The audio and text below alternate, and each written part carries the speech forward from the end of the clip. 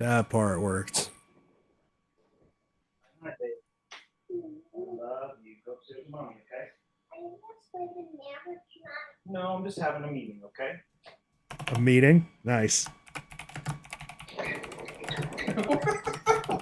having adult beverage time with some friends. This is a meeting. We're in a meeting. This meeting could have been an email. Oh, could have been a very long email. You're live. I think. Sweet. I think. Oh, yeah, no, you're not live here yet. Oh. You're only live on YouTube. Hey, that works. Did they see me get to say goodnight to my 3-year-old daughter? They did see that. So nice. they're gonna be like, oh, this dude's an awesome parent, which is nice. Yeah. We got a Christmas tree up, so we're ahead of the game. Nice. So the tribute. Have you gotten a chance to go to? Have you been to Louisville? Ever? Yeah. It's a pretty sweet town. So I went to Cherokee Park just after this thing was released.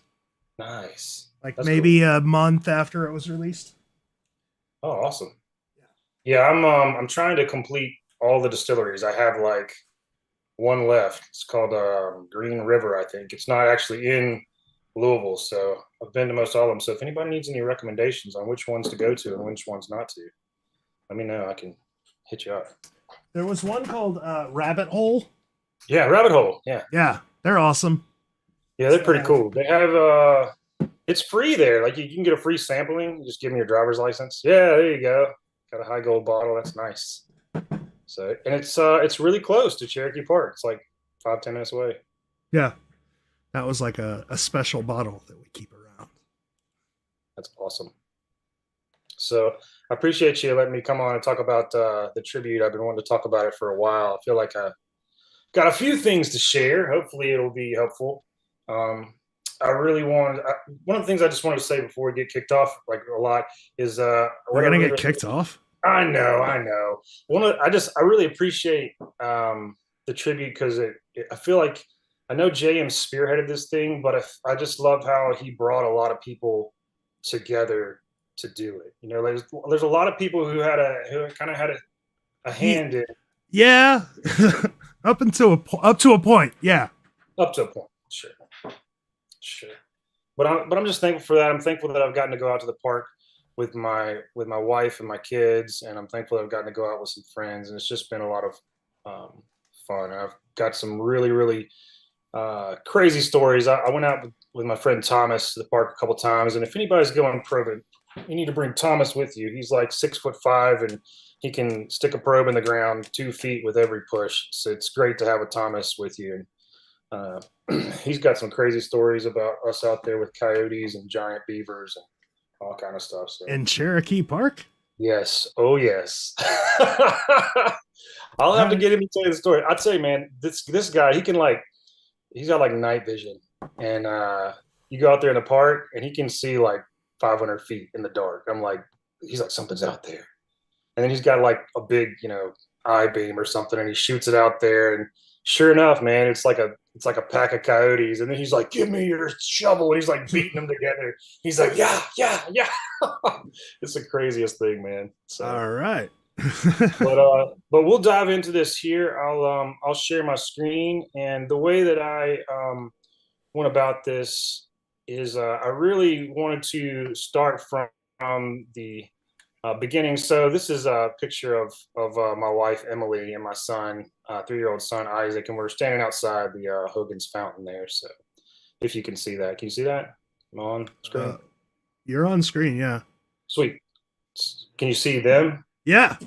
Okay, cool.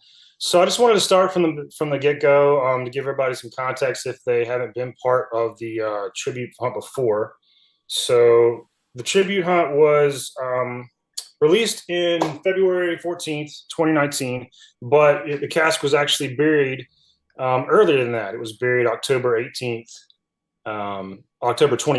Sorry, October 2018, the cask was buried. This is a post from Kit's Instagram saying it's time to go to different states to bury a treasure. And you can see Kit there. and you see John and JJP there, and their guest kits getting ready to go and bury the cask. So a lot of people wonder, is the cask buried in the ground?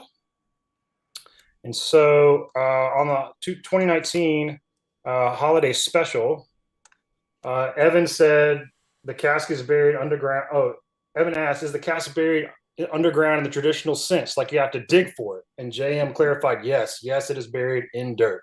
Was that ever a question? Yes, everybody has wondered. Not everybody. There's a faction that wonder whether he buried it, because there have been several comments made about it being in a tree. And Oh, so some people. I mean, Yeah. even Kit was like, "Yeah, I stood watch while JM dug a hole." So like, Right. why would he dig a hole? Why would he dig a hole if he's not burying it? Right. So, and the rules state that it's buried, and so it's buried. That's where he said it's buried. So, why are the dates important? Why is 2018 important? Because it's important because James said that the hunt doesn't involve anything that wasn't there at the time the cask was put in the ground. There's nothing from the 80s that we need to research and find out. Everything he did was with current information. And so that's kind of what I try to use in my theory. I don't go on a deep dive in history. I don't go through a lot of movie quotes or anything from back in the 80s.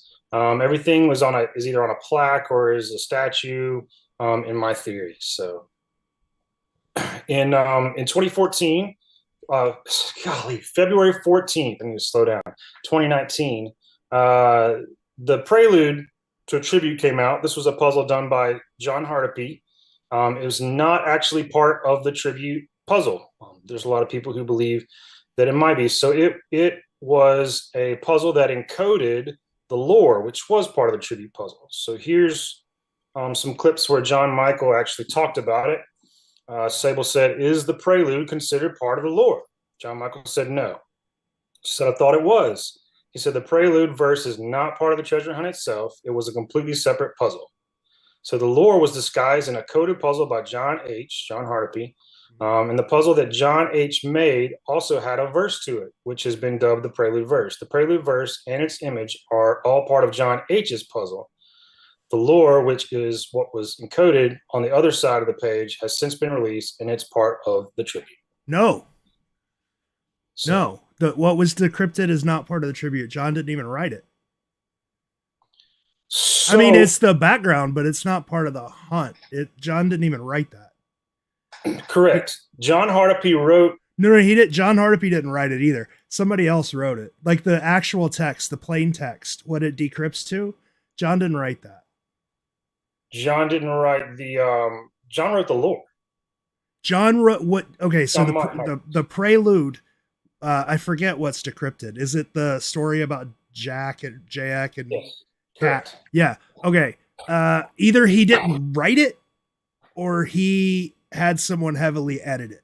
It's one of those two. Okay. But I'm almost positive. I'll double check and I'll give you the answer to it. I'm almost positive he didn't write it. That JM did not write the lore. No, and I mean I know who did, so I'll double check that John, like my mind, man, this is so long ago, but I seem to remember that there was like an outline, and it was written by someone who can write really well. Okay, like you see what I'm saying?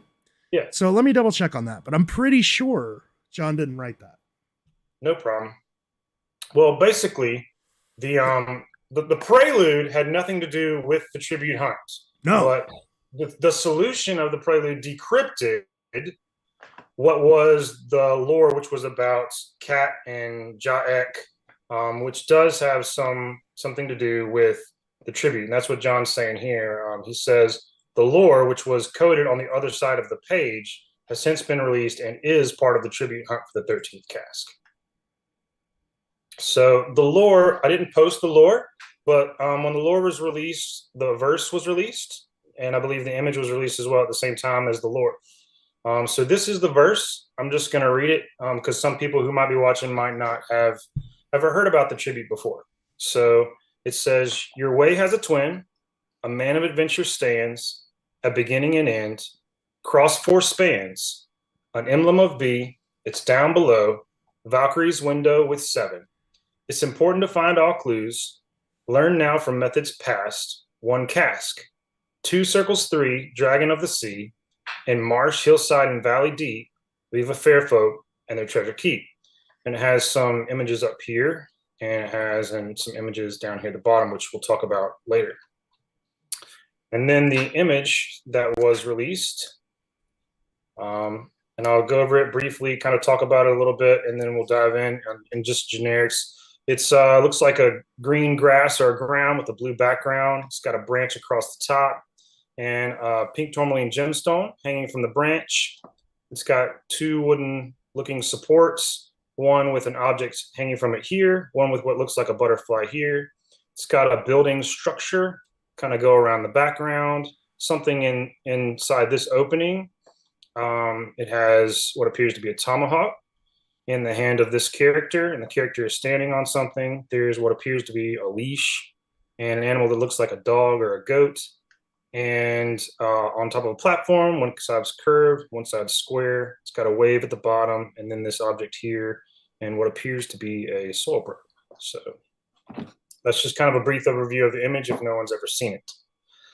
So in this puzzle, JM actually told us what methodology we could use to solve the puzzle. He was talking about this in a Mysterious Writings interview. He said, in the puzzle, the following clues are always given for each city. See how many you can find.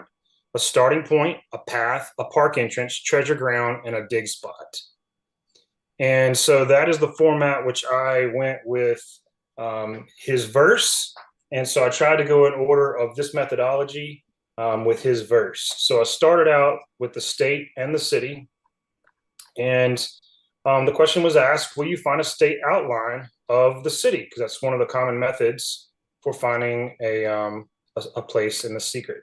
So Jason Olson said, did Kit Palancar put Kentucky in the painting? And Kit posted a big giant space toilet. And John Michaels responded with a series of toilets. There's this lovely pink toilet here with a Vogue magazine and a wine glass, this large inflatable toilet, and this Get Your Eye Stand with Kit t-shirt today toilet. So, which is pretty epic. I'm still waiting on that one to show up on the 12 Treasures website. The Eye Stand with Kit. Pisser. So I take that those 4 toilets to mean that there's not an image of Kentucky in the painting. I thought there was, and like I thought Kit eventually said there was in like the branches or something. Like something you have to understand about that exchange between Kit and John is John did not understand memes. He just didn't. So like those, I don't know. That's weird. Okay, never mind. I haven't seen one, and I haven't seen anyone else. I thought he did, but he might not have. I don't know. Like I said, I don't know. So I'm just going to be asking questions. Sure, yeah, go for it. I'm going to pull up Kit's website. Sure thing. Longitude and latitude. JM said on Facebook and on Mysterious Writings, although we have not provided you with the standard longitude and latitude coordinates given in the original hunt which Brian created, the rest works in like fashion. So he didn't include longitude and latitude numbers. So then there's the rebus. On Mysterious Writings, he also said there are no longitude, latitude coordinates or rebus puzzles given for the location of the city. So we don't have a rebus for the location of the city. So a lot of people have asked, there's not one for the location of the city, but is there one indicating maybe something other than the city, like the park name or something like that? And I think that it is possible that there is a rebus puzzle in the image. I have not been able to identify one. I haven't seen anybody else really able to identify one. But if there was a rebus in the image, I believe that it would be placed possibly in a circle, like the known rebus for Milwaukee or the one for Roanoke, or the items have to be linked in a certain way for you to know that those items go together. Otherwise, you would just be picking random items in the painting and trying to pair them together with no real rhyme or reason. And you could come up with any variation of words, picking random items out of the painting that aren't in a line or in a shape or connected by a string or something. So I'm not saying it's not there. I'm just saying that he didn't have a rebus for the city. And I think if he did actually have a rebus, there would be some way to tell that there was a rebus in the painting. So literary reference. So yes, we do actually have a literary reference. This is an excerpt from the Secret Podcast, episode 5 for St. Augustine. If anybody didn't know, if you go on 12 Treasures website and you look and you listen to the podcast, George or someone has typed out most of the transcripts from all of those podcasts, which is fantastic. So you can actually word search the podcasts, which are really, really awesome. So on episode 5 for St. Augustine, JM said yet another way, an even harder way, and he's talking about Byron here. He says an even harder way that he gives you to match up the verse to a city is by using literary references from books, sometimes quoted word for word, like two different verses, which quote the same book, like Abroad in America, word for word. So he said that James said that the harder way is a literary reference. So you have a literary reference in the lore. I found two. There may only be one. Some people can argue. I found one from Hunter S. Thompson, Fear and Loathing in Las Vegas. And many people know it. It says, so now, less than 5 years later, you can go up on a steep hill in Las Vegas and look west with the right kind of eyes, and you can almost see the high water mark, the place that the wave finally broke and rolled back. That's the one from the quote from Fear and Loathing. I also found one in the Rum Diary, and it may not be one, it's debatable. My rider with the bright eyes, what happened to you yesterday? I thought you in my heart when I brought your fine clothes, a man the world could not slay. So both of these quotes are actually written twice in the lore. So there's that. And so another question, how do we know that this literary reference gives us Louisville, Kentucky? So there was an exchange that was posted publicly on Facebook between Dustin White and John Michaels. And John says, Hunter S. Thompson. Dustin says, that's the guy from Fear and Loathing. Yeah, he was born where? Somewhere. Dustin guesses Vegas. And he says, you need to look it up. Lips are sealed. He says, that's the connection to the city from the lore. So down the road that you can impress someone. So the lore connects us to the city. And there's JM saying that the lore is what gets us to Louisville, Kentucky. Some other things in the image, most people already know we're in Louisville, Kentucky, but some other things in the image, we talked about the dog leash. Here you see it in the shape of the Ohio River with the hand of the character gripping the leash right around where Louisville, Kentucky borders the river. So this is where Louisville is, and this is kind of where the hand is gripping the leash, and it's pretty dead on. Others have proposed that the sleeve of the character in the image appears in the same outline as Jefferson, Kentucky. I think it's a decent match. It's not a dead-on match, but this would be the sleeve of the character in the image. Kind of looks like Jefferson County. Sorry, Jefferson County, which would be where Louisville would be right here in this highlighted portion here. Maybe I can zoom in a little bit better. So the starting point.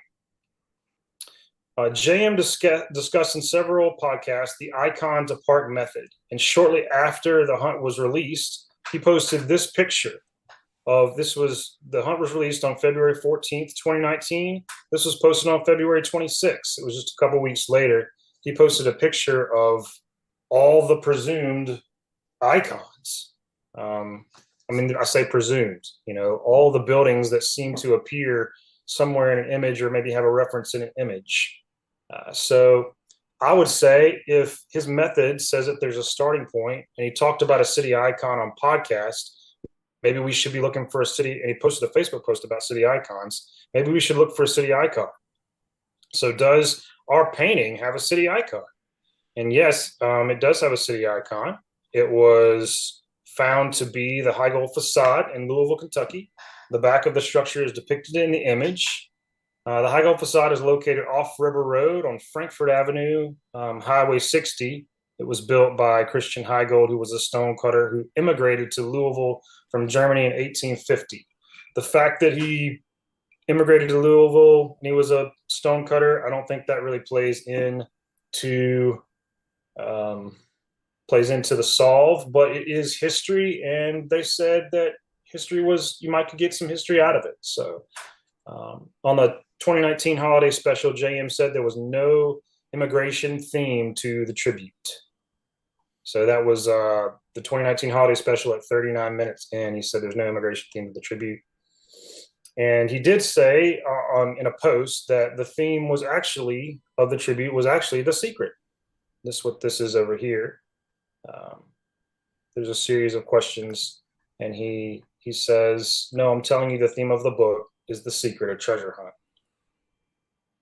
So, and then he posted this song by Jack Black. And I'm going to say this was pretty funny.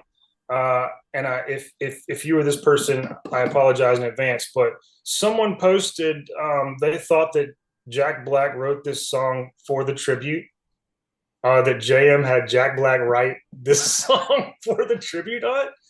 And I'm pretty sure that this song was released about 10 years before the tribute hunt was ever conceived.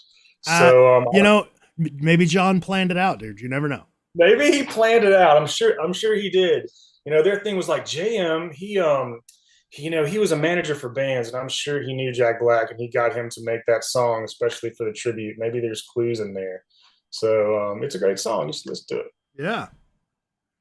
So on March 31st, 2019, the Highgold facade was found in Louisville by these guys. You got Caroline, Gabby, Lisa, William, Anthony, and Nick. So they were the first to post on the Highgold being found, Cherokee Park, Louisville, Kentucky. There was a whole stream. There was a whole Facebook post about it on March 31st, 2019. So how do we know, this is just my opinion, how do we know that the Highgold facade is not just a city confirmer? So Dustin White, according to a conversation I had with John that I since has shared, he was very confused why people get to Highgold and immediately run away from it. If I work the tribute, I work on why he wanted people to either understand that area or maybe find a reason to actually dig at that site. So what I take away from this is that John wanted us to be at Highgold at some point, either at the beginning or the end or somewhere in the middle. He wanted us to be there. I think what was happening is that people were starting their verse at Cherokee Park, and they didn't have any logic of how they got to Cherokee Park. And he was saying that, people arrived at Highgold, they found Highgold facade. Why do they start at Cherokee Park when they have Highgold facade? They don't have any logic of how they get to Cherokee Park. They've started there. And some people may view us as a city confirmer, but I kind of take this as John saying we need a reason of how we got to Cherokee Park. So I'm going to start your path and the verse. The verse says, your way has a twin. And James said it's a non-identical twin in the holiday special at 2 hours and 26 minutes. I believe that the way in this line refers to highway. How the Highgold facade sits on Highway 60. If you continue east on Highway 60, you can travel until you hit alternate 60. So Highgold facade is over here. You would travel this way. You would hit alt 60, and you would come back this way. And alt 60 actually turns here, and it hits Eastern Parkway, and then it's a straight shot to Boone from Eastern Parkway. So everything that you see in red is Highway 60 to alt 60. And that gets you basically straight to Cherokee Park in one line of the verse. So why do I think that this is correct? For one, it is a way. It's a highway. It's a twin, 60 and alt 60. And then I have a Facebook post from John Hart, and it says, I wouldn't worry much about the twin clue. That was to get you from Highgold to the park. And then down here in the second post, he said, I've worked on this hunt from the beginning and was able to have a few things confirmed, and I'm happy to pass along this info. You can take that for what it's worth. You don't you take it as fact. That's fact. Okay. So that your way has a twin was the highway. Yeah. That was confirmed. Yeah, and to even top that off, here's a picture of Kit and John's Aston Martin on Highway 60. So they were on Highway 60. That's from their Instagram post. So I don't think that's their Aston Martin, but yeah. Oh, maybe it's somebody else's. I thought they might have rented it. So no, maybe I think John had like a Miata or something. Okay, maybe they were dreaming that they were riding in it. Maybe. I don't know. So, so Cherokee Park. So this leads you right to Eastern Parkway. So we're currently here in the verse, and you can find an outline of the park, kind of in the reverse eye of the dog. It kind of looks like a face almost here, and then you see the same kind of shape here. You know, and it's, you know, people it might not be exact, but it's kind of close. So the next line of the verse is a man of adventure stands. And if you're at Cherokee Park, the man of adventure has got to be Daniel Boone. There aren't really, there's a couple other statues in the park, but the main one that, I mean, the quintessential man of adventure, you have like Davy Crockett, Daniel Boone, Lewis and Clark. You have some explorers that would be people of adventure. Some people have proposed that there's a road called Pee Wee Reese, and it's a famous baseball player, and then they transition from Pee Wee Reese to Pee Wee Herman and Pee Wee's Big Adventure. But you have to ask yourself, would JM have created a clue based off of Pee Wee Herman? And I just don't think that he would have. Yeah, so I mean, like, those are leaps of logic that searchers now take. And it's pretty common, but it's absolutely not the type of leap of logic that John would take. Right. Like, he would hate that. Right. Whatever. Right. So I have the man of adventure is Daniel Boone. This is a statue by Enid Yando, and it depicts a standing figure, which a man of adventure stands, of Boone. He's very important to American history.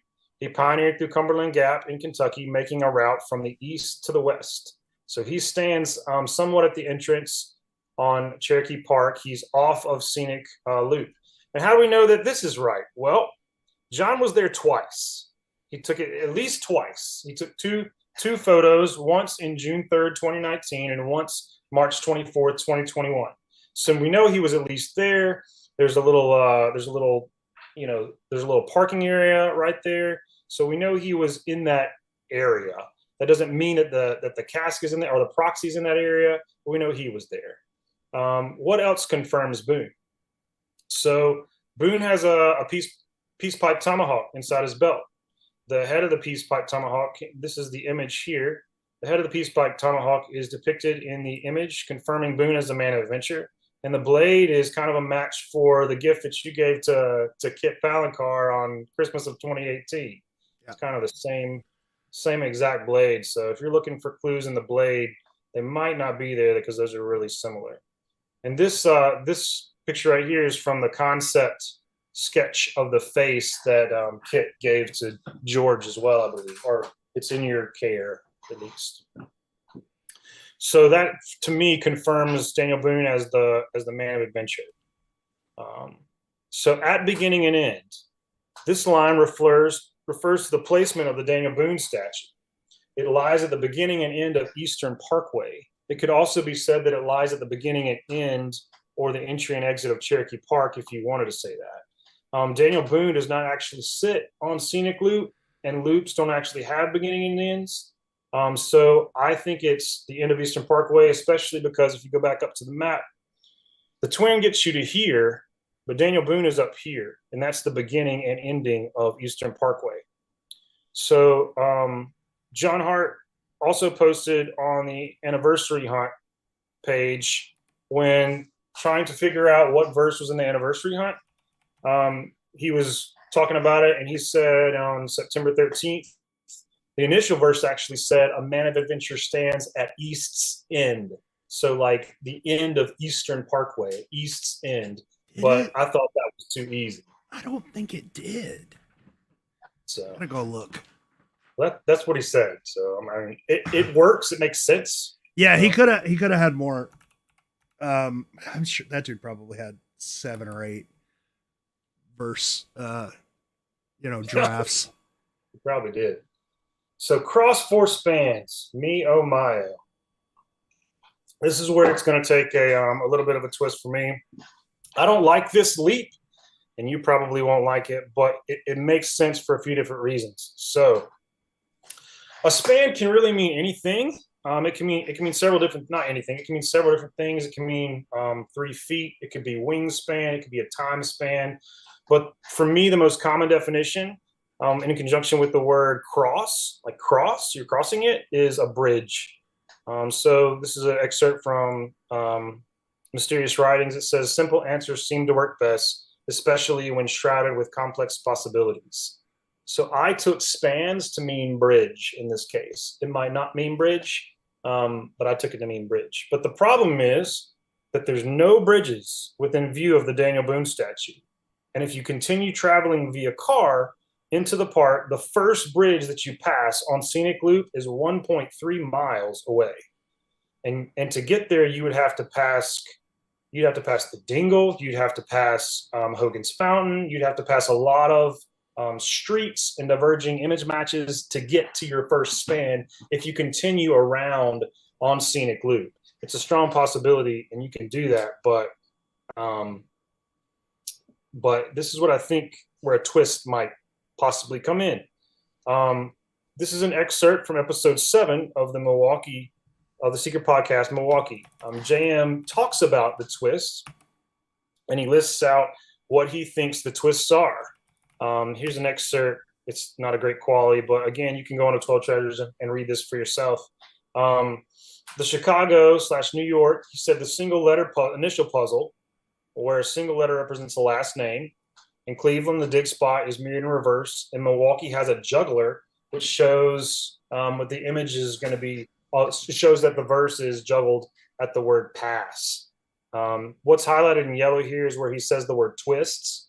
He keeps talking about twists. And what's highlighted in green is where he talks about the different ones. Like Chicago was simple. It was solved with a riddle of what the letter means. And then this Cleveland, there appears to be a possibility of mirroring going on and the dig spot being reversed. And then this says, if you examine our verse, there are two, and he's talking about Milwaukee. If you examine our verse, there are 2 lines which start with the word pass.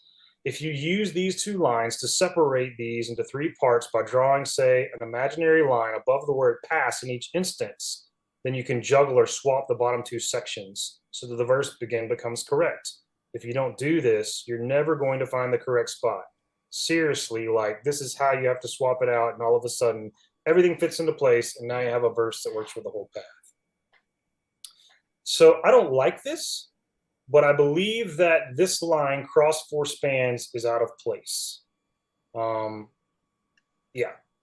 I can't see any spans from Daniel Boone. I don't know where to go, so I would just be wandering. So I moved it from my theory. My belief is that this line is out of place and should fall after the line 1 cask. Relocating a line this way would still maintain the dual acrostic, which I'll get to later. So this is the way that the verse would now read, moving that line around. Your way has a twin, a man of adventure stands at beginning and end, an emblem of B. It's down below, Valkyrie's window with 7. It's important to find all clues, learn now from methods past. 1 cast, cross 4 spans, 2 circles 3 dragon of the sea, in marsh hillside and valley deep, viva fair folk in a treasure keep. All right, so you have come now. The twin clue is Highway 60, Alt 60. You made it to Eastern Parkway. A man of adventure stands at beginning and ending of Eastern Parkway. So you're at Daniel and Boone at the end of this line. Oh, at the beginning and end. You're at Daniel Boone. And so it makes sense for the next line to be an emblem of B to be Boone. For me, there are a lot of B's in this park. There is Buchanan, starting at Highgold, there's Buchanan. There is Bernheim Bridge. There is Belknap Bridge. There is a sign for Bickle on the back of the Boone statue. There is a Behringer plaque mounted in the ground at the beginning and ending of Behringer Springs. There's a sign for Bonnycastle neighborhood. There's Bonnycastle Hill. There's Behringer Hill. There's B's all over the place that are last names.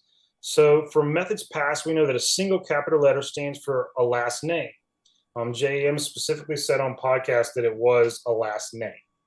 So you're standing at the Daniel Boone statue. I believe that it is Boone, and I can show you some reasons why I think that. The Chicago puzzle says where M and B are set in stone and over L's shoulder. This says an emblem of B, but it's not in conjunction with anything like neighborhood or springs, and it kind of stands alone. So I would think if it was Burnham Bridge, it would say a bridge of B or a spring of B. Or if it was the plaque in Behringer Springs, so that's carved in stone. And how much more of a tribute would be if he said where B is carved in stone? Like that would be almost exactly like Chicago, and would have been more of a tribute, in my opinion, if he meant it to be Behringer. But I took it. You're standing at Daniel Boone. I took it to mean Daniel Boone. So what does what is an emblem of Boone? So he has these circled X's on his chest, and I believe that that is your emblem, and you can find that in the image. This is the image here, the painting. This is the concept sketch, the same kind of X in the concept sketch with the face that he gave to you, George. And this is a concept sketch of the end of the tomahawk that he gave to Linda Spalding. And this is an excerpt from Mysterious Writings. Clues are always verified by the verse and image. This is what should eliminate wrong answers. If you have solved the verse riddle correct, you are in the right place. You will see something from the image. And that's how it is shown that the puzzle confirms itself. But I think this is a very clever riddle that John did. I don't think that he meant this to be, I think he meant you to take away that this is actually an X. An X marks the spot. Not that this location is an X where you're supposed to dig, but that this item is an X and that should replace that line in the image. So an emblem of B equals X marks the spot. So if you go back up to the verse and plug that in, it would be your way as a twin, a man of admit your stands at beginning and end. X marks the spot. It's down below Valkyrie's window with 7, and you read it like that. So you take away something from the Boone statue. It's not actually at the Boone statue. You with me so far? Yeah. Cool. Oh, why not Burnham Bridge? So Burnham Bridge, it's on the bottom of the verse. This is what it looks like. This is a picture of the concepts, one of the concept sketches. It looks exactly like the pedestal there on the bridge. So why not Burnham Bridge? Well, Burnham Bridge floods a lot, and there's a lot of water there. And at the time, these are oak leaf rosettes, by the way. That's what it's called, is an oak leaf rosette. So this was 2018, right before the construction was done on the bridge. This is just prior to construction. And if you think this is the emblem of B and it's down below, I loved that. And I was on that forever for multiple reasons. But if you look below that, you're like, if you dig 2 feet down here, you're going to be in water. I just don't think that you can dig 2 feet down right here and not be in water. It would have been hard to do. He could have done it. I'm not saying it's not there, but I'm saying it's not there. And this is why. All right, so construction begins sometime shortly after February 14th. This is an excerpt from the Kentucky Transportation Cabinet, and it talks about on February 4th, the Burnham Bridge repair project is to begin. Construction is scheduled for this week. So here you see the same bridge torn the hell up. It's got all the things ripped off the sides. This was during 2019. That entire area was excavated. It could still be there, but I highly doubt it. So the hunt begins after construction started. So construction started February 4th-ish. The tribute hunt began February 14th. Construction ends on October 15th, 2019. This was posted October 16th, 2019. Construction ended and they had an opening ceremony for the park. So this is something that many people may not know. The cask was dug up to preserve it on October 30th, 2019. JM, in the holiday episode the holiday special, JM posted a video of him opening the cask, and that video was actually dated. Not many people caught that. He tried to kind of conceal the date that he actually opened it, but the date for just a brief second was 2019 10/30 was the date that he pulled that cask out of the ground. So, and if you look, this was October 2016.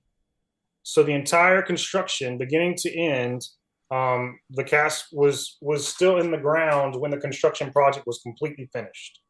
So it wasn't the construction of Burnham Bridge that caused this cask to come out of the ground.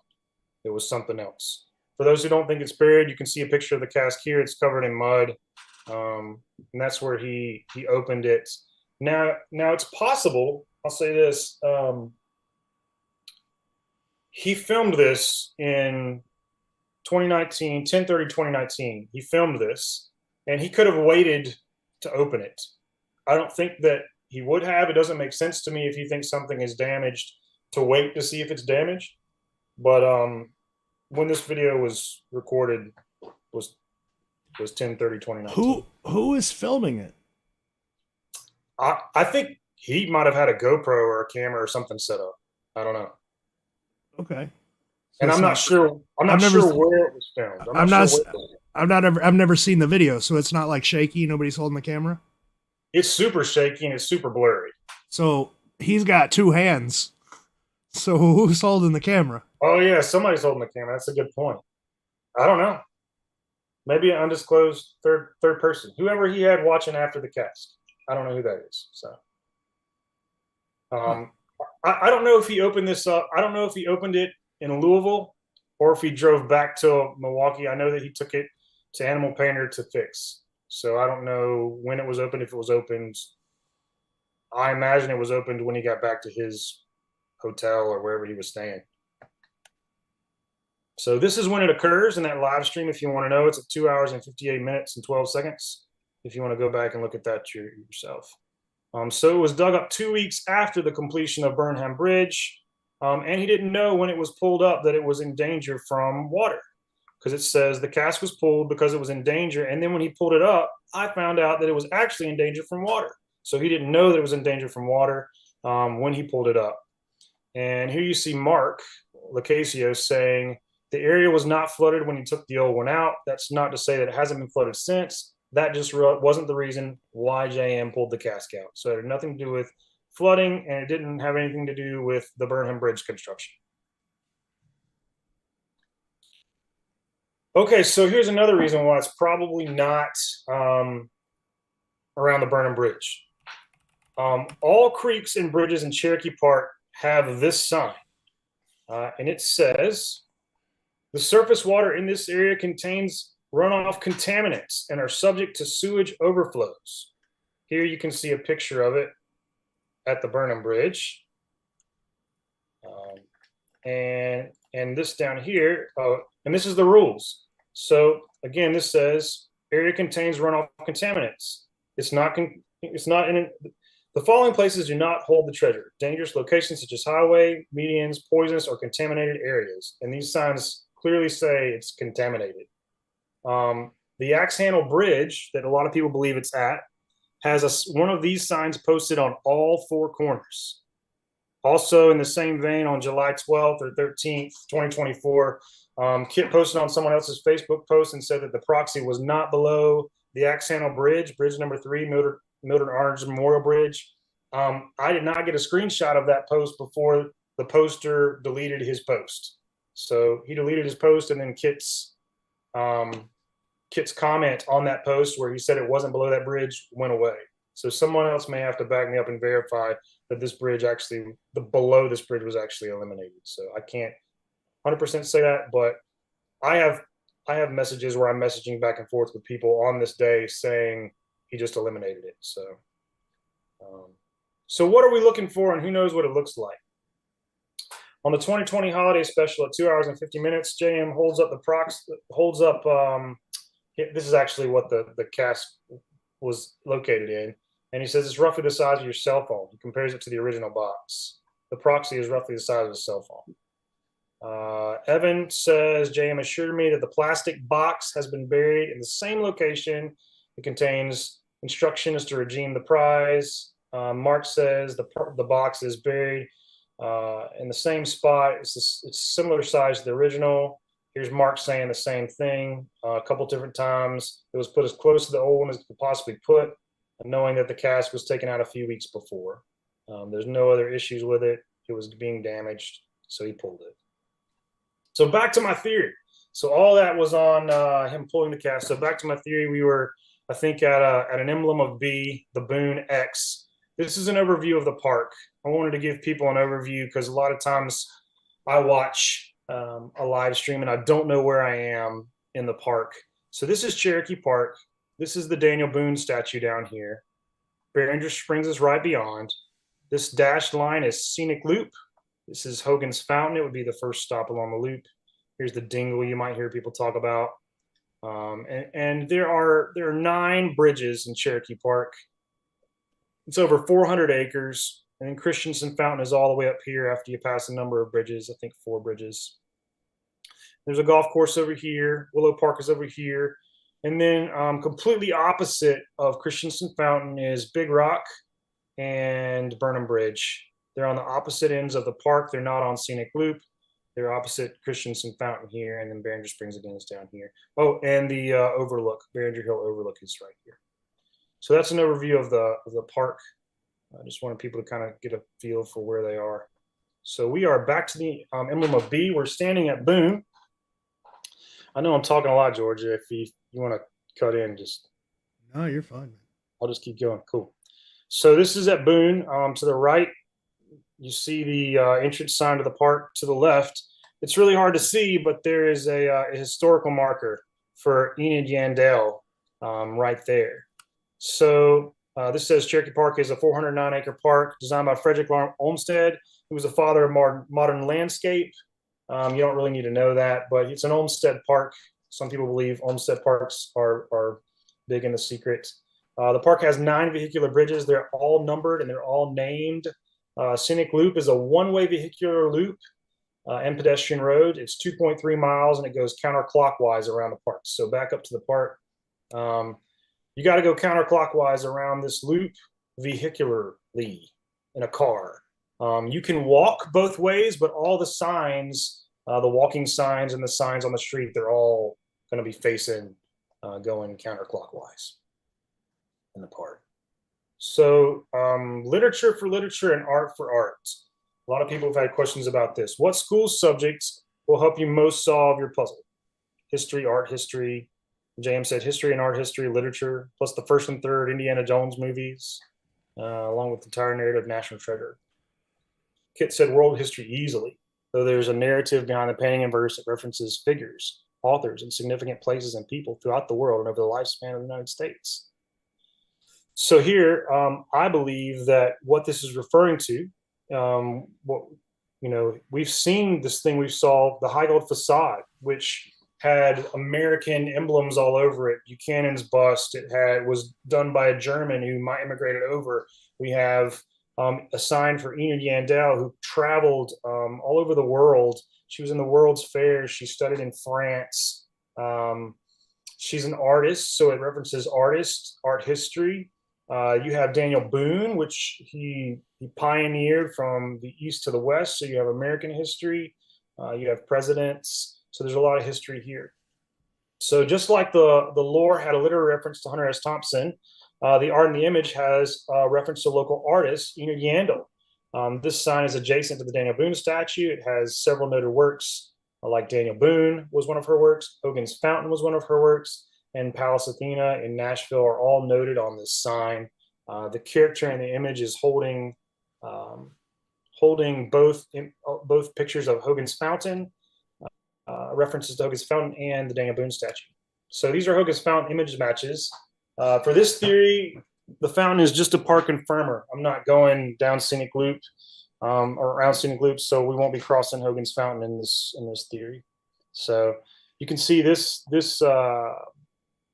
dragon lily or cattail It matches, this is from the verse, it matches the statue, and this is from the concept sketch. It kind of matches this guy and this guy. And here you see again, this is from the concept sketch. It's pretty much a 1-for-1. And then this is from the painting. You see a dog face, and it has the hooves that match Pan. This is nothing new. This has been known for a long time. So, all right. So now we're entering the park. This is a map. I saw this map. Rich Blanford had it up posted. Thank you, Rich, for this. So this is going into Behringer Springs. So down here to the bottom left would be the Daniel Boone statue and the Enid Yandel sign that we just passed. And this is Behringer Springs. So after leaving the Enid Yandel sign, you enter the park. You can see a retaining wall, which is right here, and a Murdoch fountain with a plaque for Ann Byers that's right there. The plaque is probably gone now. But this is down into Behringer Springs. So if you look at an aerial view from 2018 when the cast was buried, and the curve below the pedestal, it's not an exact match, but it's a pretty decent match for that retaining wall going down into Behringer Springs, an aerial photo of it. And this is the retaining wall. And here is the Murdoch drinking fountain down in Behringer Springs, just past the Daniel Boone and Enid Yandel sign. So you look at the Murdoch drinking fountain, it's a pretty solid match for the Murdoch drinking fountain that's in Behringer Springs, the item that's in the window in the center of the painting. There are a lot of Murdoch drinking fountains in this park. There's one at Bonnycastle Hill that was replaced before the start of the hunt, and it looks like this. And it's not a match, in my opinion, to the painting here. There was one at the Frisbee field, but it was replaced by the start of the hunt, and it's not a match. There's one at the golf course, and Kit said here, do not dig at the golf course. So I wouldn't go to that one. There's one of the tennis courts, but the tennis courts were entirely demolished in 2019 after the hunt began. There's one in Cochrane Hill Dog Park. It's over here to the right. It's taller though. And the same with the one at the Big Rock at the time of the hunt's release. It's taller, and you could say that the bottom half, so from here down is a match, but from here up would not be a match for both Big Rock and the one at the dog park. Were both taller. So the only one at the time the cast was buried that would be a 1-for-1 image match, in my opinion, would be the one down in Behringer Springs, which happens to be exactly where you are. What a coincidence. So the other ones you could say match. I could take it if you had a solid theory for it. So we're down in Behringer Springs. So now going back to his method, he had path, he had icon, path, park entrance, treasure grounds. So now I think you're entering into treasure grounds. Early on in the hunt, down in Behringer Springs, Rich Blanford found 2 World Fair benches by Kenneth Lynch and Son side by side, one with the name Olivia and one with the name Edwin. These names can also be found in the verse in form of acrostics.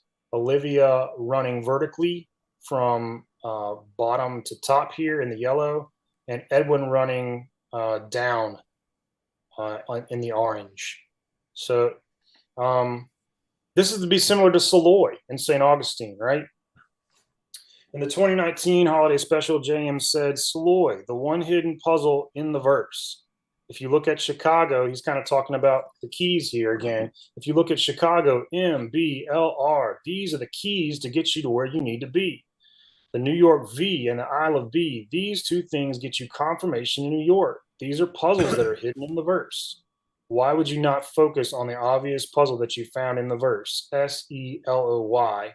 These are markers. Oh, there's a marker right inside the Fountain of Youth. Why would you not focus on that? So we have acrostics in our verse for these 2 benches that are side by side, Olivia and Edwin. And they're right next to the fountain. They're right next to, going back up to this map here, this overhead map. So here's the fountain. Here's the wall. Here's the benches. Here's the Perry bench, which is the Edwin bench, and the Osborne bench, which is the Olivia bench. They're side by side, just like the acrostics in the verse. So we got to be in the right area. A lot of people are on to Behringer Springs being a possible treasure grounds. So it looks like there's a soil probe in the image, similar to Boston. So why don't we just probe behind a World Fair bench, right? This looks like a World Fair's bench in the image. And there's a picture of a bench. Kind of looks the same. But I don't think so. So, and these are the reasons why. Because a lot of benches have been eliminated in this hunt. The first bench that was eliminated was in June 2019. It was the Streetner bench down at Big Rock. And Evan posted, JM wants you to know that this bench has nothing to do with the memorial. So don't mess with it. The next bench that was eliminated was the Pooh bench. JM, there was a lot of interest in the Pooh bench. There were several posts about it. And then JM posted this anagram, said, you find 10-gallon hat, which bin T.I. Greg. And Chris Preacher posted the solution here. You will find nothing at that bench, Tigger. So at the Pooh bench, you will find nothing at the bench, Tigger. So anagrams. So that leads me into another thing. Are there any other anagrams in the tribute? Maybe, but on the Boots and Armchairs podcast, episode 2 with Dustin White at 1 hour and 10 minutes, JM said there is no code in the tribute verse. There's no code in the tribute verse. In the holiday special 2019 at 49 minutes, 50 seconds, he was asked, do you like codes? He said, I've never been a fan personally, but I have considered using them in the next hunt I'm putting out, which was Sunset Trail. I kind of take that to mean I'm not using them in this hunt, but I have considered using them in the next one. And then Kit was just asked recently, are there any anagrams in the verse? And although Kit didn't write the verse, he might not know. He said, not that I'm aware of. Is that where the words and letters are jumbled? I'm pretty sure every word is spelled correctly. So those are you who might think that Valkyrie's window with 7 is an anagram. You could be right, but he said there's no codes in the verse. Kit said he doesn't think there's one, so there might not be one. Just throwing that out there. Another bench that was eliminated was the Martian Hill benches. I don't know that it was eliminated. It was said if it wasn't moved, it would not affect the hunt. So yeah, that's what he told me. Yeah. So yes, the Bonnicastle Hill restoration started in March of 2018. It ended November 8th of 2018. The cast was already buried in October 18 when the Martian Hill benches were placed. They weren't placed when the cast was buried, but they could have been placed before the hunt was released. So then Brian had a post, and he said there shouldn't be any digging, or there shouldn't be any probing or digging behind a bench dedicated to a deceased loved one. He posted that, and JM liked his comment. So I feel like, and maybe this is a stretch, that if you posted something along the lines of there shouldn't be any digging beneath a bridge, and then JM liked it and said, yes, that's a good idea, or I like it, I would think that he would mean don't start digging behind a bench to a deceased loved one. Leave the deceased loved one benches alone. So there may be more benches that were eliminated. That's all that I have, but just be careful probing behind benches. So here comes the next line. It's down below Valkyrie's window with 7. Oh man, it's down below Valkyrie's window with 7. This is the one that everyone wants to hear about. So this is my Boston home plate. And I could be way wrong. I'm totally open to that. But if you go to Cherokee Park, there's very few buildings in the park. There's a lot of houses around with windows, but there's very few buildings. There's some bathrooms that have windows. Don't think he buried it at a bathroom. There's no statues of Valkyries. There's no plaques with the word Valkyrie on them. There is a Catholic girls' school that's 3 miles away. That their mascot is the Valkyrie, but that is not posted anywhere. They don't have street signs that say the Valkyries. And I actually have a cousin that went to that school, and I called her up and I asked her, and I said, so tell me about, are there any special windows at your girls' school? And she's like, I don't know what the hell you're talking about. So I don't know that it's the Sacred Heart Valkyries, but there is a girls' school. I don't think JM would have based a clue off of a Catholic girls' school. But I don't know, man. He was a pretty big fan of Catholic girls. Did he like Catholic girls? Yeah. Look, I'll be honest. Pretty sure that, I mean, that line means something, but if you're looking for something to associate it with, you're not going to find anything. Right. So here we go. So I think it's down below Valkyrie's window with 7. This line tells you where the emblem of Boone, the X marks the spot, is located. There are very few, if any, windows in the park. There's no Valkyries. Why did he use Valkyrie? What window is the verse referring to? 7, 7 what? Is it 7 trees, 7 steps up you can hop? I don't know. Self-referential clues. Clues in the verse that refer to something in the image. Kit said, I'm not sure if the Valkyrie thing is relevant in any way other than the verse. So Evan said in the 2019 holiday special at 37 minutes, what about the tall grass, talking about St. Augustine? It's still there, right? JM said, well, I feel the tall grass is a reference to the image. I think the tall grass is referring to the image itself. It is proven that most of these have an image reference in them. If you can find a self-reference in the verse in the image, I think we should focus. Oh, you can find a self-reference from the verse in the image. I think we should focus more attention on that. So he's telling us to focus on that. He was talking about St. Augustine, but he was telling us to focus on self-references. So here's one: Roanoke, the land by the window. So you have there's some quotes here. What's more important, the verse or the image? JM says one is equally more important than the other. Kit says neither one is more important. It's like having milk with Oreos. In Calazar's December 2020 Calazar's interview, K-Pro says, if you find the clues in the correct order, will you be able to walk a path? Or is it more complicated? He says, I don't know if it's more of a path or if it's an assembly, if that makes sense. And that's all I'm going to say. He says, it's a lot trickier than I thought to create an image that not only is compositionally sound, but also references a location and a verse.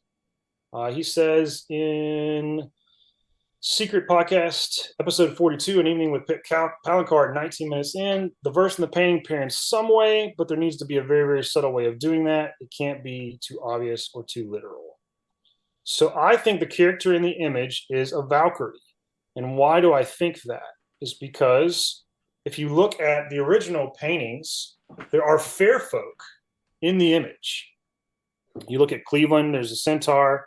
You look at Chicago, whatever the heck that fair folk is. What fair folk is in the Chicago image, George? Leprechaun. Is it a leprechaun? All right. And then you have a fairy, and then whatever is in the Roanoke. These are just a few examples. So I believe that this here in the image is our Valkyrie. If you look, this is a picture of Kelly, Kit's fiance. Kit said Kelly modeled for the painting. So if you look, this is a 1-for-1 for this portion of the painting.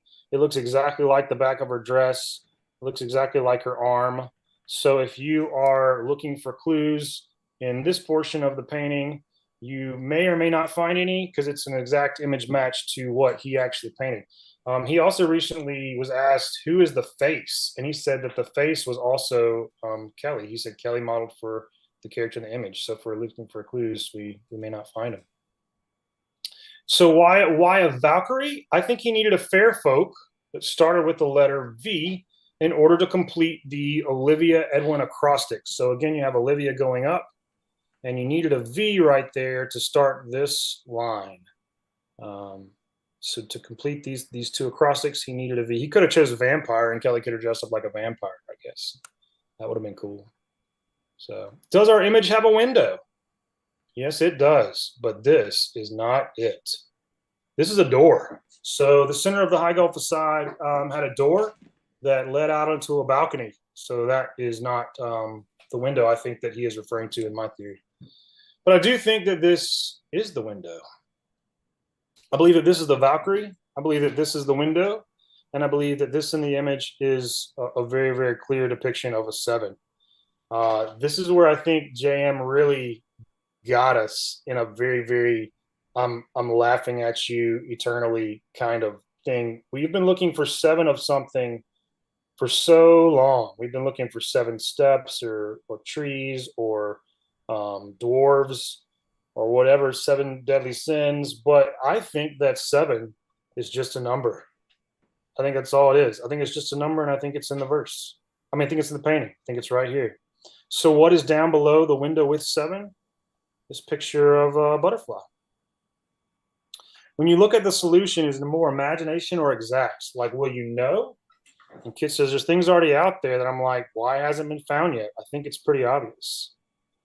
Tom asked in the Calazars interview, is it so obscure that that is the reason that no one has been able to determine where or have a solution that works? Because I don't think so. I think it's too easy. In the Secret Podcast, episode 15, An Evening with Kit Palancar, Cole says, is the image showing you where it's buried? And he says, I plead the 5th. So you have a butterfly down below Valkyrie's window with a 7. So in comes your clue note. I believe that the clue note was a very general clue indicating that pieces of the puzzle may have been solved, that searchers were close, but overlooked or disregarded several really good pieces that have been found. Here's the clue note. He told you, he ended up telling us how to solve it. He said you count every 13th word, so you get 11 words. And the solution he posted here, 11 words. Treasure be the overlooked puzzle is found to place some ground. And Nick asked, is that in the correct order, or do we need to mix it up? He says, nope, that's it. That's the correct order. So the clue note says some clues have been found, others have been overlooked. To find treasure ground, refer to a book. The puzzle is yet to be solved, directing to a place. Some thinking, that is all, and now begins the race.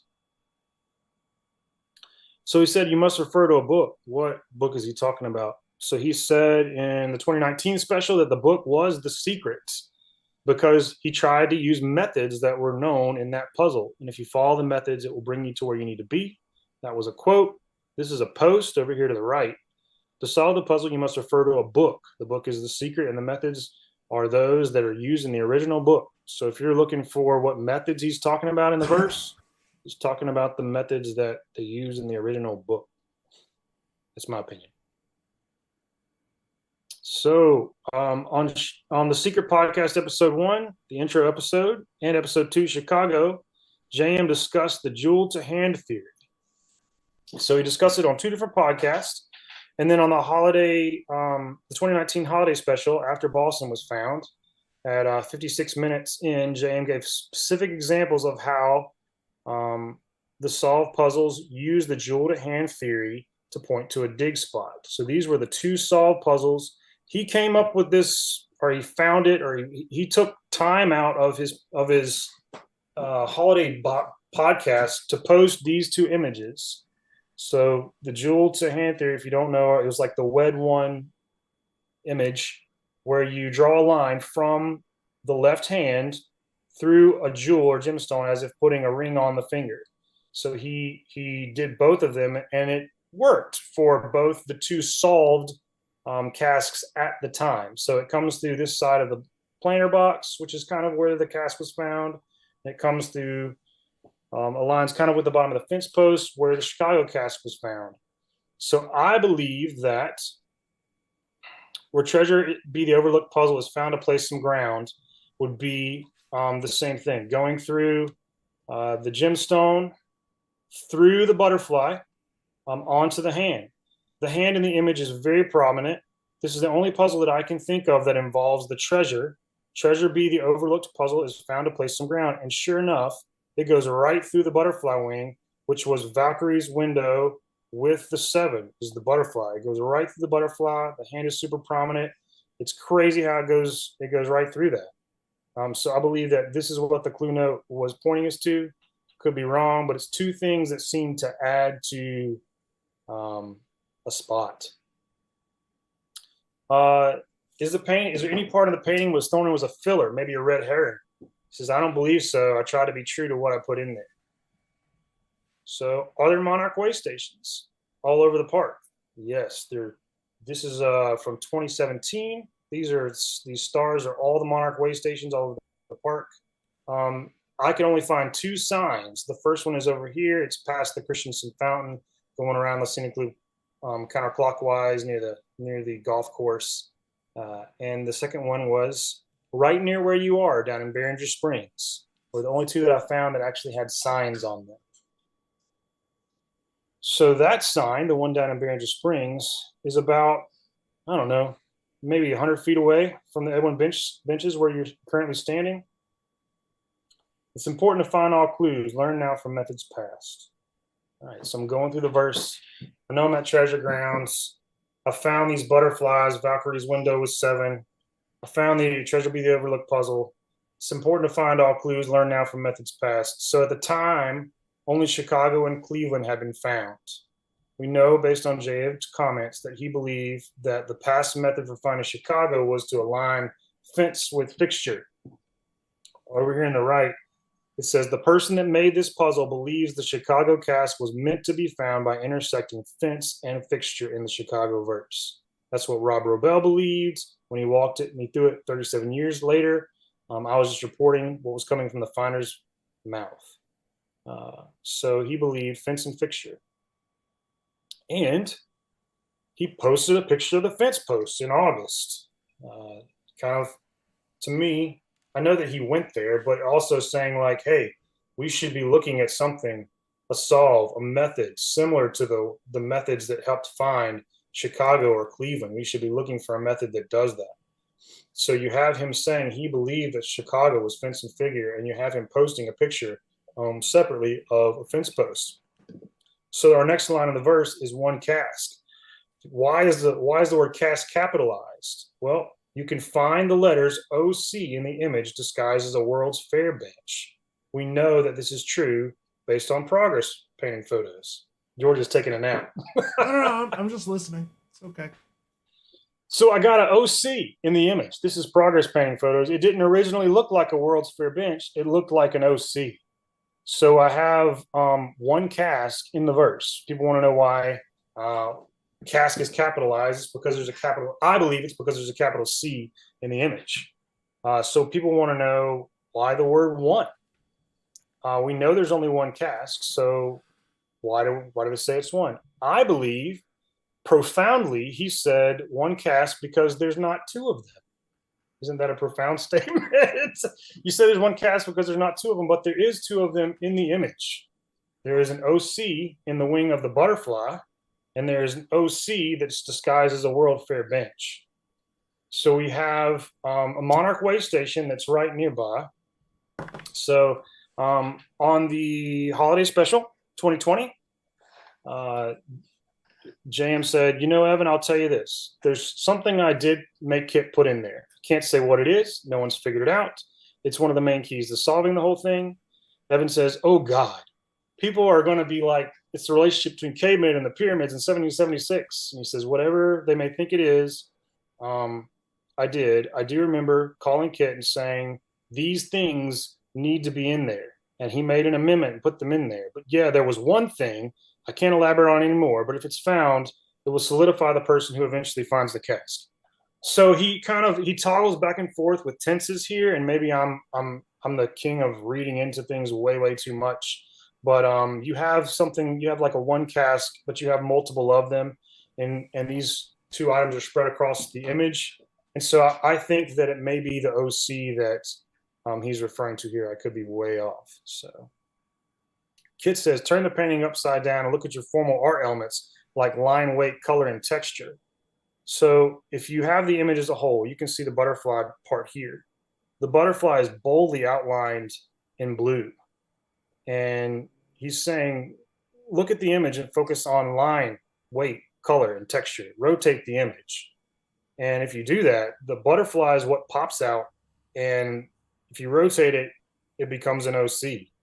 So I feel like he's calling us out on that. So I believe that the location of the 13 cask is buried below the alignment of the two items, the Monarch Waystation and the World's Fair bench. There's only one place in the park that does that, and that is down in Barringer Springs. So this here is a photo from Anthony Sard. He posted it in May 26, 2019. It was in this set of photos here. He says, hey, everyone, I thought maybe I could share my pictures from Louisville, the trip with everybody. Hopefully it helps with the puzzle someday. Well, today is that day, brother. So the very next day, JM called our attention to those photos. And he says that Anthony just posted a bunch of photos.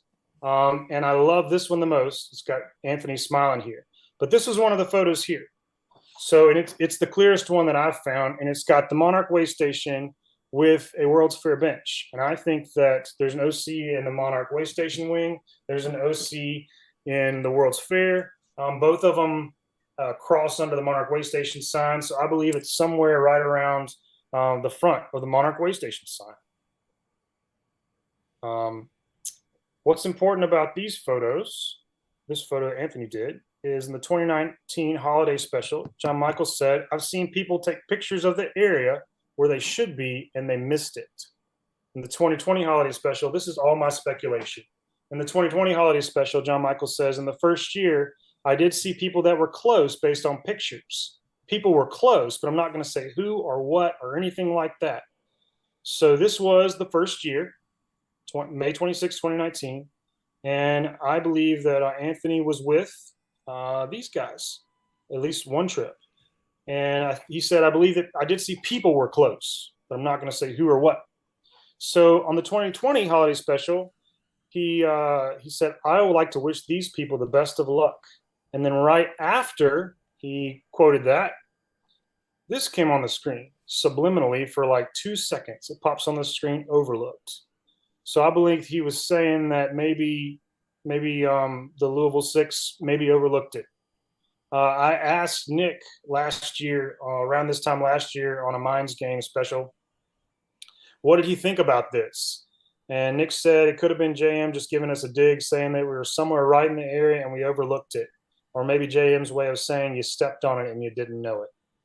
So I think it was here. I think that they were really, really close. And maybe they missed it. Or maybe it was the weather was too bad or something. They weren't able to probe that spot.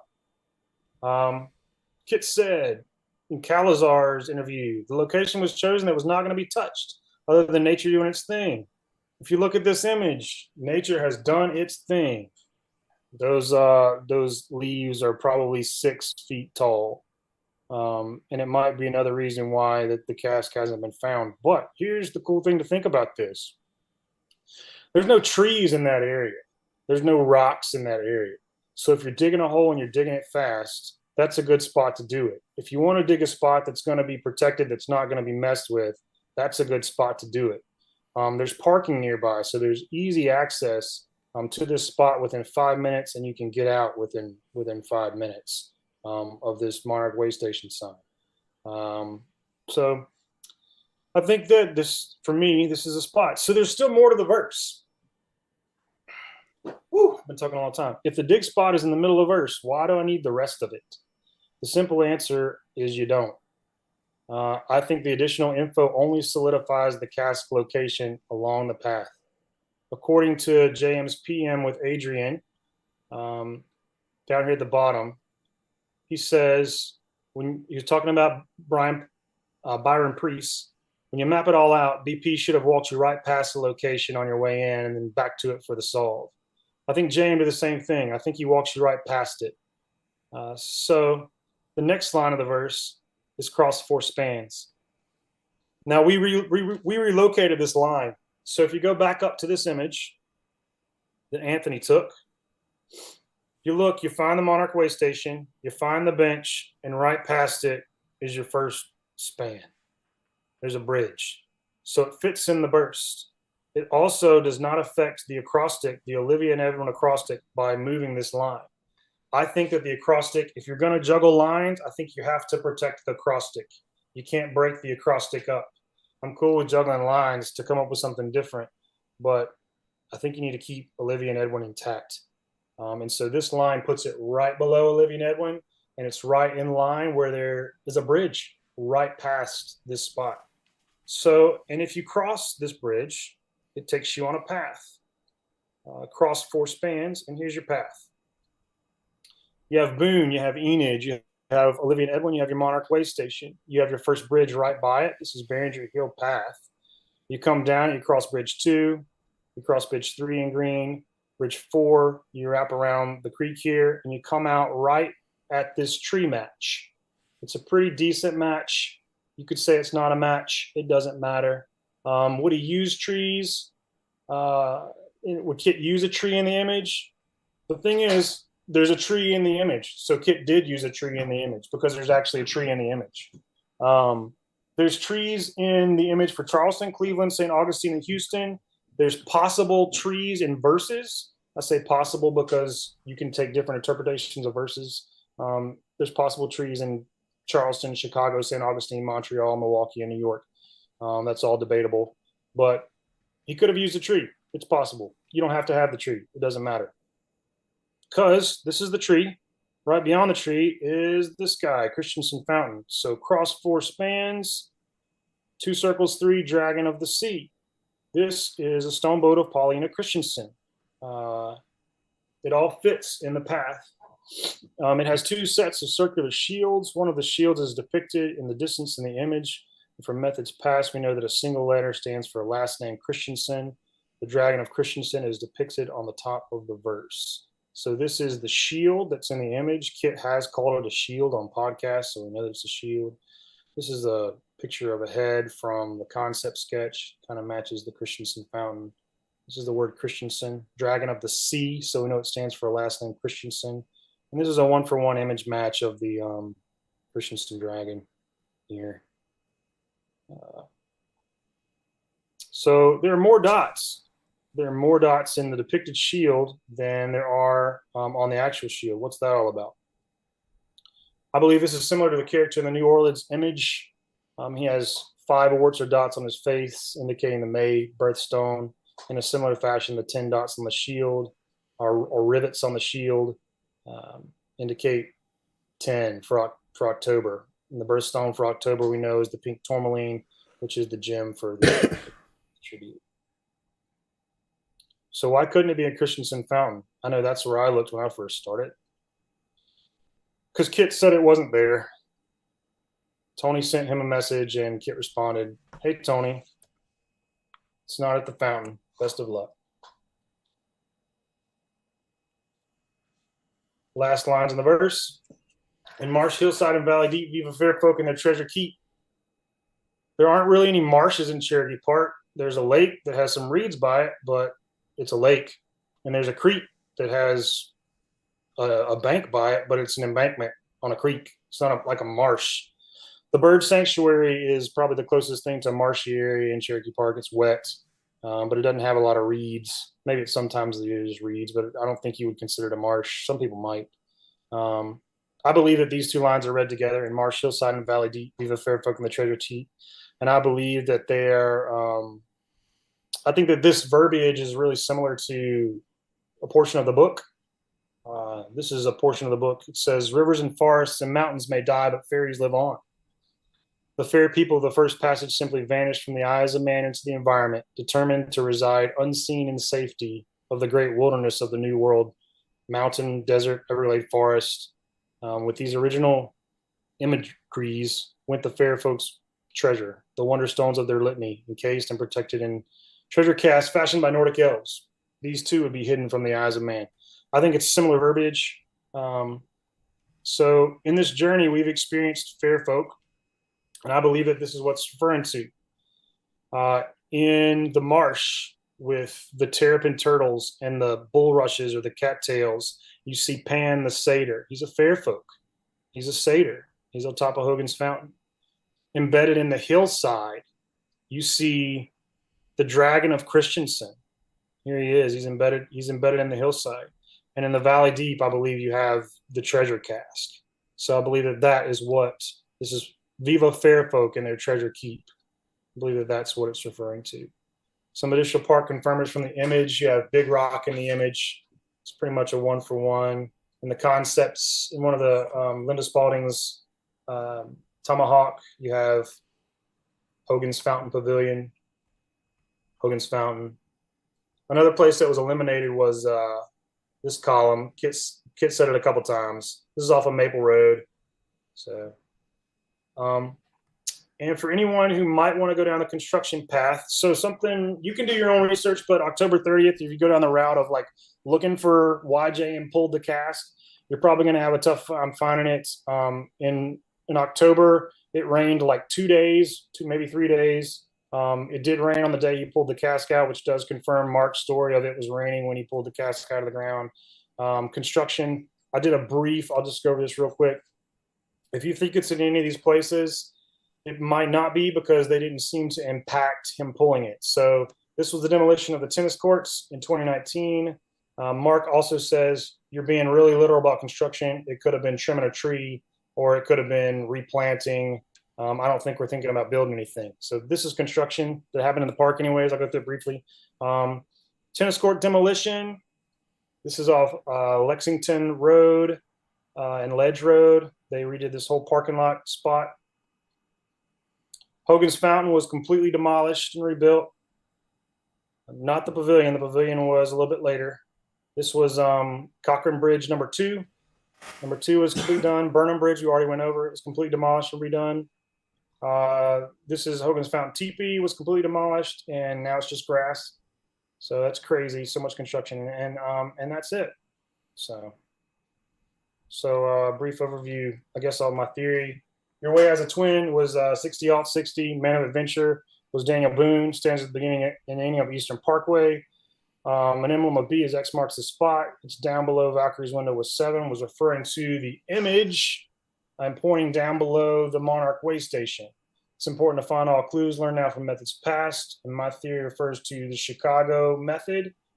One cast was the 2 items that you had to align, both the Monarch Waystation and the World's Fair bench. Then you cross 4 spans on the Behringer Hill path, and you end up right at the 2 circles 3 dragon of the C. Christensen in Marsh Hillside and Valley Deep. Talks about the fair folk and where they're located, and the treasure keep where it's located. And that's my theory. So. All right. Sorry, I took like the whole time. That's all right. Do you still need to share your screen? No, man, you got it. Stop sharing that. All right. You ready for this? Because this doesn't happen very often. So I want you to prepare yourself. Okay. Ready? Yep. I have no real critique. Like, it's all pretty good. It sort of aligns with what John would do. It aligns with everything that I know. I don't really agree with you on the OC thing, but that doesn't really matter. You know, I still kind of think that what you're seeing as OC in a butterfly is just a bee, and you got to find some kind of emblem of a bee, which is probably ending up at the exact same place that you're ending up. You know, the Monarch butterfly, whatever station. I got no critiques. I got nothing to say. Like, some of the stuff that you said in there, like, so the stuff that, like, I know from the back end that it wouldn't really help you. Yeah. Like, if you're looking for the reason that John dug this thing up, just don't worry about it. It's not going to help. The Valkyrie window with 7. I don't. Yeah, you're right. It doesn't mean anything in context of, like, I don't know how to correctly interpret it, but I know you're not looking for a fucking window somewhere. You're not looking for a Valkyrie. So it's probably interpreted the way that you are interpreting it, or in some similar fashion. Ooh. Yeah, dude, no critiques. Go dig it up. Awesome. Well, I hope somebody digs it up, and I hope they take care of the part. There's been a lot of damage to the part. So, I mean, you answered some questions that I had. Like, number one, when the hell did he dig this thing up? And there was a screenshot in there that said when he buried the proxy, which, man, I'm a little iffy on whether or not he would have went back just to do that. Like, would you drive from Milwaukee all the way back to Cherokee Park? Like, and it was like, what was it? What did that screenshot say? Like 3 weeks later, 30 days later, or something like that was when he buried the proxy. That's a little weird. But, you know, maybe. I mean, I don't think John, that's like my puzzle brain saying that, but I don't think John's disrespectful enough to not go back and bury something. Yeah. I don't know. It's good. Cool. Yeah. Well, I hope somebody digs it up. And if they find it at the spot I think it is, I'll buy them a beer. I love the fact that, like,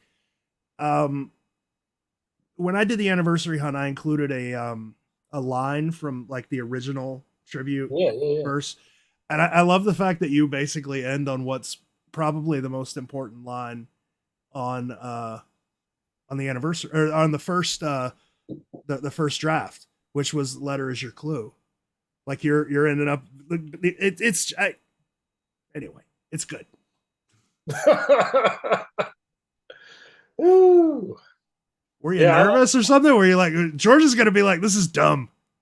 No, I mean, I was hoping that it would be, there's just a lot out there, right? So there's a lot of people who don't have the whole picture, and they've got little snippets, and they've got a lot of things taken out of context. So one of the things that I wanted to do was I wanted to be able to nail down, like, okay, he actually said this, and this is where he said it. So that it could be more concrete. But, with that, there's always interpretation. So, he said it wasn't buried. I mean, he said it was buried. Yeah. But if you want to interpret that as him saying it's not buried, it's like you said about JJP stuff. It's like, this is what he said, believe it or not. Yeah. I mean, he's like, John knew that when you're making a puzzle, you can be very straightforward with people and they will make it difficult for you. So if he said something, he probably just meant what he said. So if he said it was buried, is buried. Yeah. There's nothing, and there's no like trick to it. Like, oh, maybe it's buried like under a bucket or whatever. No, it's buried. It's just buried in the ground. That's what blows my mind about my theory, the line with 7. So everybody and their mother, including myself, is looking for 7 of something. But it doesn't say 7 of anything. It just says with 7. Yeah. So having just a 7 in the verse, and like, he's sitting there laughing at everybody like they're looking for seven dwarves or something. They're out there looking for 7 of something, and it's just a 7. I said just 7. Like those lines are those lines like from It's Down Below onto two circles 3, right? The lines in between those, they don't give you any information whatsoever and are likely just there to complete an acrostic, right? And Valkyrie's window with 7 is like a very it's tricky, but like it probably just doesn't mean it doesn't mean what people want it to mean. Yeah. I will say that one hiccup I do have is that Kit was specifically asked, I think he was asked, what was it? Did you paint a Valkyrie or something like that? And he was like, honestly, I can't remember. I'm like, you would remember if you painted a 4-foot tall Valkyrie. He's probably like, what the fuck is a Valkyrie? Like, I don't know. Oh man. So yeah, for sure. I mean, I like it. It works. You've done 2 things that are just refreshing. Like, it's super refreshing, especially on one of these streams. Number 1, in regards to the tribute, you've done this puzzle the way, like the way you've thought about this puzzle, the way the person who created the puzzle thinks. Yeah. You have, because most people, when they're doing the tribute, they do it the way they think the secret works, right? Yeah. And when the tribute specifically, you have to do it the way John thought the secret worked. And even like the retarded, like it is so retarded, that hand to jewel finger whatever thing that John had, he really thought that worked. So like all of the, and when you did it, like it made sense in context of this puzzle, it took you through something very important. So, and number 2 is what you said, like what you said before, is that people operate on misinformation or without all of the information. So you took everything that was important, made it concise, put it in context. God, I wish someone would do that for the secret, because you've got so much just bullshit floating around everywhere. And then somebody comes up with this random idea and then 2 months later it becomes a fact, and it's, you know, it's just so weird the way that information floats around. And you've taken source material, put it in context, and explained. Perfect. Thank you. Perfect. You did a great job. So I had, you know, it's kind of a detriment and a benefit in a way. So I came in kind of halfway through the hunt. So a lot of the stuff that I had found had already been found, and a lot of stuff in my theory was, you know, was already fairly well established. What was I going to say? I totally blanked. Yeah. So major props to the community. Number one, I just am a gatherer of information. I really attribute this all to the community itself. Oh, I know what I was saying. That I came in halfway through, and I wasn't a product of EU. Actually, I don't even know if I saw the EU episode. I was actually a product of the Secret podcast. I just started listening to you guys' podcast at work. I'm really sorry. And, yeah. No, it was great. It was great. So my first introduction was you guys, and so I feel like that I studied and learned the way that you guys thought, and that's what I tried to apply to my theory. Don't know if it helps, but yeah. So cool. No, yeah. God, I wish you would do. You should do this for the Secret now. Oh just man, everything that you just did for the tribute, do it for the Secret. Oh man, keep looking back. I'm 3D printing like a sign for my kid. Nice. Keeps making noises. Yeah. Yeah. So do this for the Secret. That's your new job, by the way. No way, man. Just doing this. You're talking about 40 years of information. I had like 6 years of information. What kills me about hunters now with the tribute is they're all over the place, right? But we know that John thought this was going to be found pretty quickly, right? Like he was already like, you guys got the right spot. Kit did the same thing, which means that in the beginning, everybody was in the right area, right? They just didn't dig in the right place. So going to all of these far off corners or whatever, going to different, like there's still people that look in different parks. Like it's crazy. Somewhere in the beginning, like wherever people were looking in the beginning before John passed, that cask is there. Right. Well, not the cask. Something is there. Something apparently about the size of a cell phone. Yeah. So yeah, I don't know.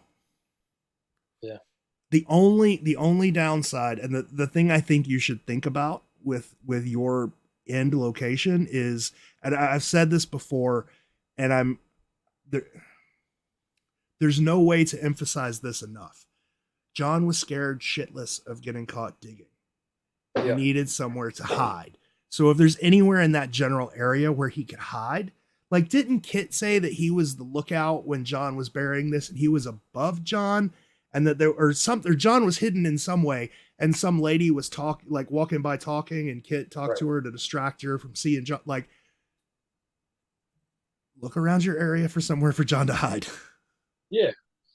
I don't know that there's a spot for him to hide. I know if it's just in the tall grass, like in the overgrowth. Yeah. There's definitely tall grass everywhere. So yeah. I like it, dude. So thanks. Yeah. I know that they did say that someone interrupted them while they were burying it. They were walking their dog, and they made up a story about taking water samples, soil samples, or something like that. Yeah. Okay. Well, but that is a dog walking path. So that's makes of course sense. All of Cherokee Park is a dog walking path. Yeah, but it's also a really quick in and out. It's fairly close to a parking area. And you could get in and out pretty quick. That's one thing about like some of the remote parts of the park is there's no parking areas close. So you'd have to haul a shovel unless you were going in the dead of night, which they may have. I don't know. Not if there was a lady walking a dog. I don't know, man. There's people I mean, all of their Instagram pictures were during the day. That's true. Yeah, all their Instagram pictures are during the day. So. Very true. Cool. Yeah, man. Anything else? No. Shit, I'll probably put this out on the main feed and take it out of live streams, because this was really good. Like, this was a good, concise, especially like if you just want an introduction to the tribute, this was fucking awesome. Thanks, man. I appreciate that. Shit, I just said the F word. Now I can't label this as G. I can edit Now that you out. can't post it out there. Now you can't post it out there.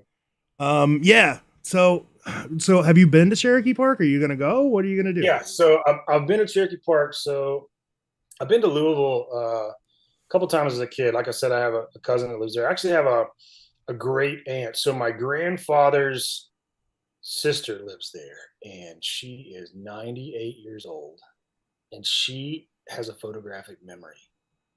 I know this is random, but I got to visit her. I don't ever get to do that. I've seen her like 3 or 4 times, but it's really cool.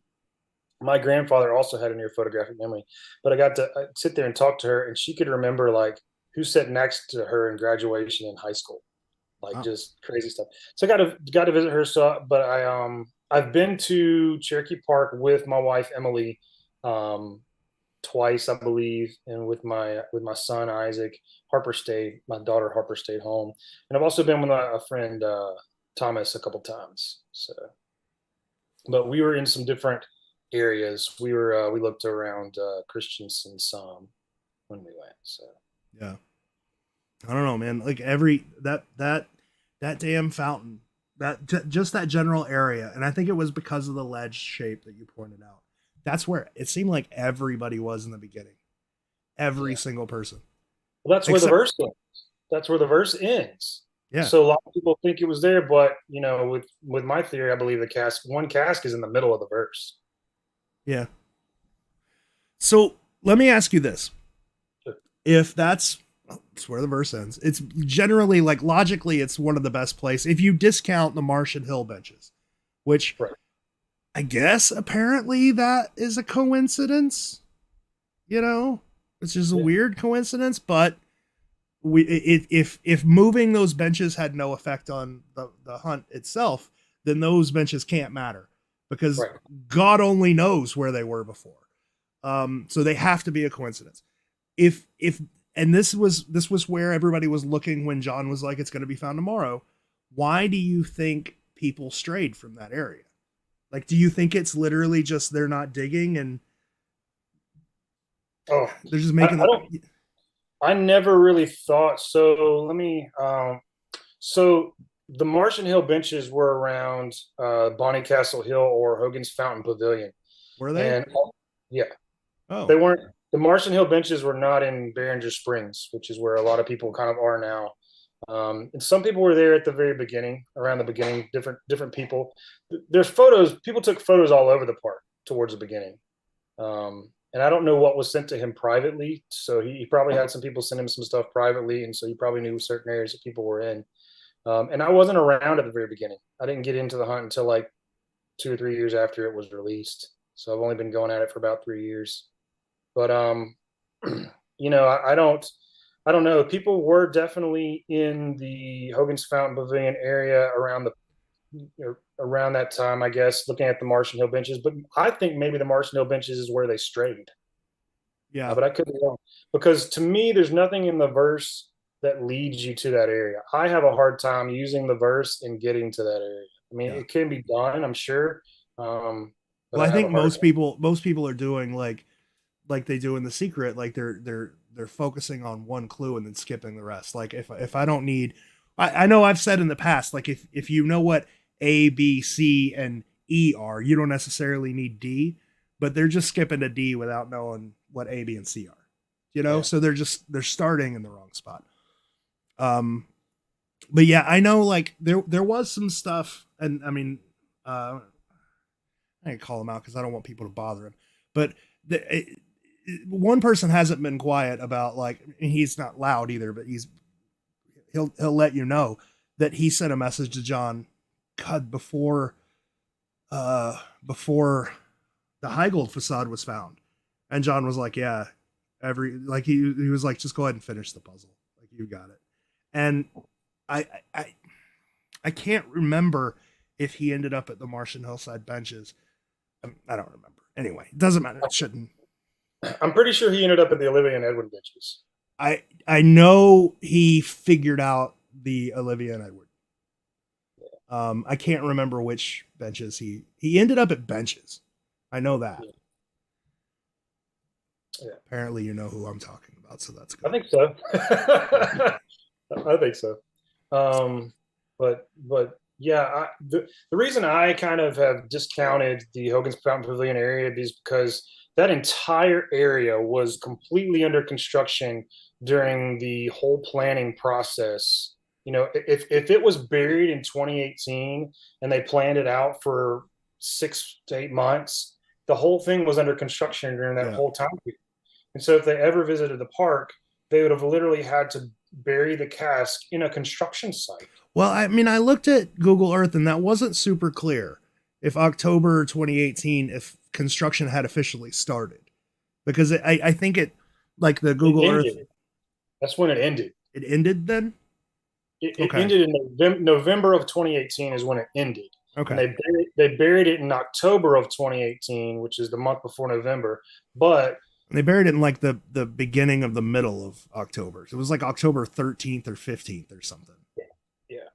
But, you know, all their research and any trips that have taken to plan it out and stuff, it would have been under construction during that time. Yeah.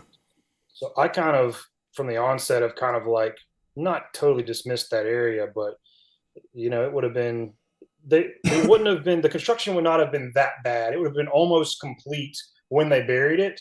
But all the time leading up to that, it would have been the construction. Yeah. I'll say that I'm pretty sure when it was buried was the first time Kid had ever been out there. I think it's the only time Kid's ever been out there. And I have no idea how many times John's been to that park. Because that means what he did. He traveled around and he went to parks. It's just what dude did. I know he had been in that general, he had known about that park for a while. So I don't know how long he's been sort of planning, you know, in the back of his head, maybe I'll do X, Y, and Z at this park. I don't know. Anyway. Yeah. I thought that he had known some people in the area or he had traveled through there with bands and stuff. So. I'm sure he's traveled through there with bands. I don't know so much about knowing people in the area. He did say that he has somebody that watches over the site or something, right? Yeah. I don't know who that is. But anyway. I don't either. Good thing. Yeah. Good thing nobody knows. So find somebody in a band in Louisville. That's going to be hard.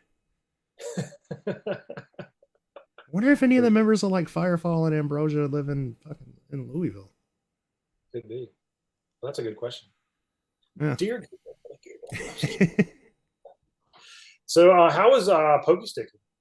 It was fun. We actually didn't go to any parks because the event thing said like 10 or 12 people were coming, but the only people that showed up were like there were several new people that were going to show up, and that's why we were like, okay, we'll go over theories and shit. But other than those couple of new people, everybody else were friends. Like it was Alan Thomason and Daniel Duke and yada yada yada. So the only people that came, we were all already friends. Like we've already done the secret shit. So we're just like, we're gonna go to the bar and then we're gonna go get some food. So we just hung out all night. It was a lot of fun. I recommend people go to those things like whenever the opportunity arises. Sometimes people do, sometimes people don't. It's fine. But yeah, it was a lot of fun. Sweet. Yeah. So no actual probing. No, we didn't do it that time. Yeah, we were just like, all right, let's go get food. Because well, it's like we're all friends, but we all look at the secret in completely different ways. And I think it's when we're all together, we're like, okay, let's not argue tonight. Let's just go get some food. Yeah. Otherwise, it'd be a big cluster of like everybody arguing and me just being like, you're all stupid. Let's go to the amphitheater. Well, you'd probably argue about where to go to probe. I mean, like, I'll go wherever at this point. Like, I'm just like, all right, I'll just do what you tell me to do. Oh, man. But anyway, is there anything else? Is there anything else? I mean, you got like a couple of minutes left. Is there anything you want to talk about? Anything else besides the tribute? No, I'm just thankful for the opportunity to share, get it off the chest. Well, dude, I think it was super helpful for people. I hope people, especially tribute people, watch it. People who are into the secret aren't going to care. But this would be helpful. Even if they don't agree with your ideas, it's helpful to put shit into context, you know? And this definitely did that. Like, you answered questions I had. So, it's awesome. I learned new stuff. So thank you. Yeah. Sweet, man. Joe Piner's like really hates Firefall in the comments. Ken Cooley said great job. Yeah, a lot of people have said good job. You should read the comments. There weren't any like questions, so I didn't even look at YouTube because, you know, I'm lazy. Let me look at that real quick. No. Sweet. Yeah. Okay, cool. Anything else? No, man. All right. Well, I'm going to stop the stream, but hang out for a second. All right. I'm going to stop the stream now.